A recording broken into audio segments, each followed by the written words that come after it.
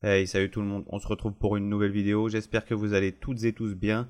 Ici, on va essayer de reproduire sous Maya une tornade qu'on va faire avec les fluides. Donc, vous n'aurez besoin d'aucun plugin. Juste avant, n'hésitez pas à vous abonner, liker la vidéo, partager. Un petit commentaire d'encouragement, ça fait toujours plaisir. N'hésitez pas à venir nous rejoindre sur nos réseaux Instagram, TikTok, Twitter, Snapchat. Juste avant le tuto, on va vous montrer le travail qui a été réalisé par un membre de la team. On se retrouve tout de suite après, c'est parti.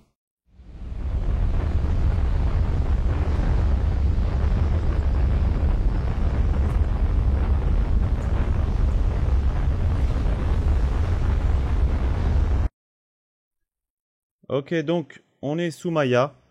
On va commencer directement en se mettant sur la vue de côté en utilisant une curve. Donc on va commencer par créer une petite forme ici. Suite à cette forme, on va aller dans surface, sélectionner notre curve et on va faire revolve afin d'avoir notre mesh, on va dire 3D, ce qui va nous servir de base justement pour l'émission de nos particules. Donc ici, vous pourrez bien sûr la modifier à votre guise, bien évidemment. Là, j'ai mis une forme de base donc qui va être notre modèle et à partir de là, on aura notre forme pour l'émission de nos particules. Donc, une fois qu'on a notre forme, on va générer des émetteurs de particules. C'est grâce à ça qu'on va pouvoir avoir notre effet de tornade. Donc, on va créer deux émetteurs de particules ici, ce qui va nous permettre d'avoir des particules qui vont venir vers le haut, du haut vers le bas et du bas vers le haut. Donc ici, j'ai renommé l'émetteur Tornado pour notre émetteur de particules 1 et Tornado 2 pour notre émetteur de particules 2, N particules 2 ici. Donc, ce qu'on va faire, on va sélectionner nos émetteurs, nos particules et on va faire goal, bien évidemment, avec notre mesh ici. Donc, comme vous pouvez le voir, lorsqu'on lance une petite animation, une petite simulation, on a nos particules qui vont dans tous les sens. Donc, on va faire quelques petits réglages. On va aller dans Goal Weight and Object et réduire la valeur à 0, Goal Smoothness. On va faire ça pour les deux émetteurs de particules. Bien évidemment, on va souvent répéter les manipulations pour les deux émetteurs de particules. On va aller dans Collision et désactiver l'option Collide. Et comme vous pouvez le voir ici, pour l'instant, rien ne se passe de très extraordinaire. Donc, ce qu'on va faire, c'est qu'on va par la suite aller dans Pair Particle et ajouter Add Dynamic Attribute. On va ajouter dans Général Goal U et Goal V. Comme vous pouvez le voir, on va faire ça pour nos deux systèmes de particules. Ensuite, grâce à ces deux options qu'on a ajoutées, on va pouvoir avoir l'effet escompté de particules qui vont avoir la forme, qui vont se mouvoir comme une tornade. Donc, on va aller ajouter une petite expression dans Goal V. On va copier notre N particle shape. Ensuite, ajouter égal round entre parenthèses 0,100 ici. Donc, bien sûr, la valeur de 100 sera modifiable ou à modifier en fonction de votre scène. Donc ici, c'est ce qui a fonctionné, mais par la suite, il est possible qu'on modifie cette valeur. C'est dans un premier temps afin de voir le résultat qu'on obtiendra. Donc, on va faire bien évidemment cette expression dans les deux systèmes de particules, donc les deux Goal V. Ici, comme vous pouvez le voir, on a quelque chose qui se crée au niveau du haut de notre mesh. Donc, on va aller dans Goal U et faire une rampe, create rampe. On va faire edit cette rampe. On va augmenter le max value à 5, comme vous pouvez le voir ici. Donc, j'ai mis 2.5 histoire de montrer un petit peu quel effet ça peut donner, mais on va laisser la valeur de 5 pour obtenir nos particules qui démarrent du bas vers le haut. Et ce sera la valeur qui sera la plus adéquate ici. On va aller dans le LivePan pour faire un random range, un LivePan à 5 et un LivePan random à 1. On fera ça pour les deux systèmes de particules. Ensuite, on va aller dans Goal U ici, faire Create Ramp, comme dans l'autre système de particules. Donc vous pouvez le voir ici, on a quelque chose qui s'émet, qui sort vers le haut. Donc pour l'instant, ce n'est pas ce qu'on veut bien évidemment, car on est toujours en train de faire des tests afin d'obtenir le résultat le plus probant, le résultat qui soit le plus adéquat pour notre effet. Donc ici, ce qui va être nécessaire de faire, c'est de laisser aussi le max value à 5. On va par la suite aller dans notre système de particules 1, dans Runtime After Dynamics. On va entrer une petite expression, comme vous pouvez le voir, on copie le Selected Object and Attribute et on ajoute plus égale 0.15 et on fait Edit ici. Et comme vous pouvez le voir, on a notre tourbillon qui se forme au niveau de la forme et des particules. Donc on a quelque chose de plutôt sympa. Donc pour l'instant, on fait cette procédure, cette expression pour les deux systèmes de particules, comme je le disais précédemment. Et pour le point 15, bien sûr, ça sera ajusté en fonction de votre scène, comme je l'ai dit pour les valeurs précédentes. Donc comme vous pouvez le voir, lorsqu'on lance une simulation ici, on n'a pas quelque chose de correct. Donc on va devoir régler notre map. Ici, on va devoir régler notre map de ramp. Déjà, dans un premier temps, on va aller dans le min value et le mettre à 2, car les particules qui viennent vers le bas, on va vouloir les arrêter au niveau du milieu. On va inverser pour notre premier système de particules la map, le ramp map, donc la color, on va mettre le noir au début et le blanc après afin d'avoir nos particules qui viennent du haut vers le bas et avoir notre deuxième système de particules qui vient du bas vers le haut. Donc comme vous pouvez le voir ici, j'ai modifié les expressions au niveau du goal V, pardon.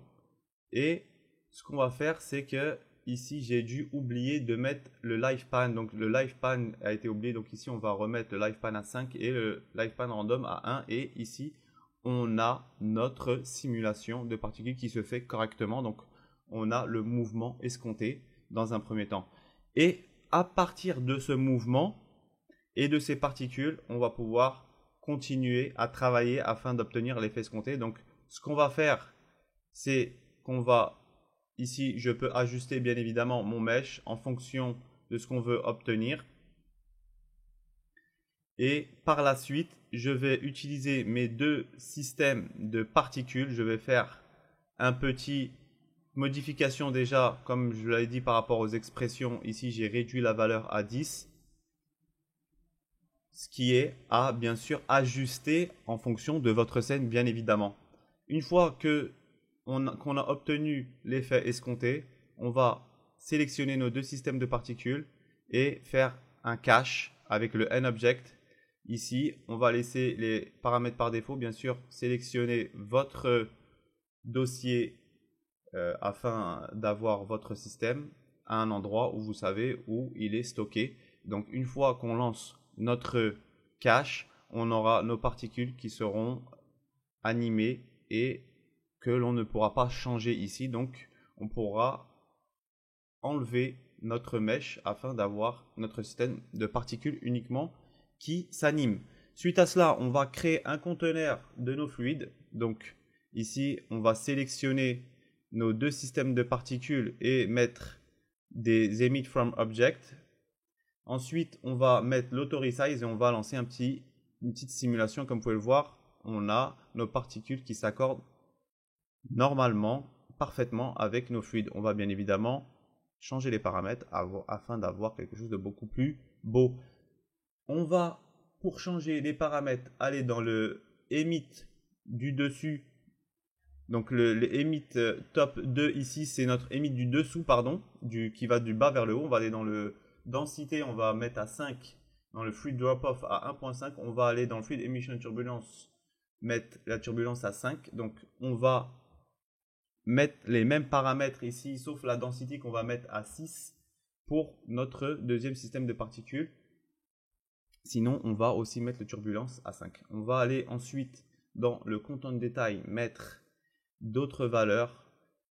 On va aller dans la density scale, le mettre à 1.5. On va mettre la dissipation à 4.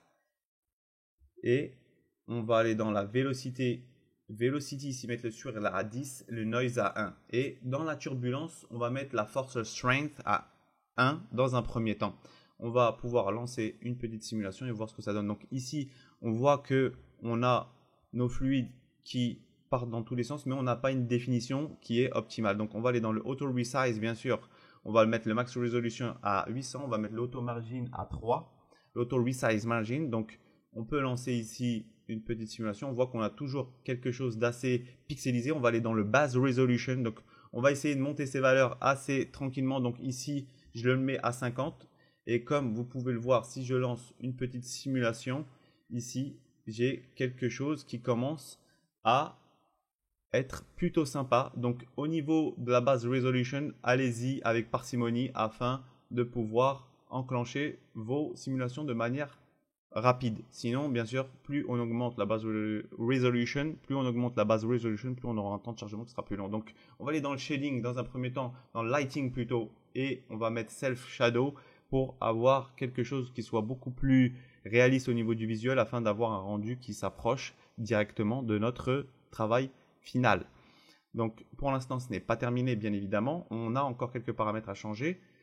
On a vu que nos fluides partent un peu dans tous les sens, on va réduire la turbulence, le strength à 0.6 ici.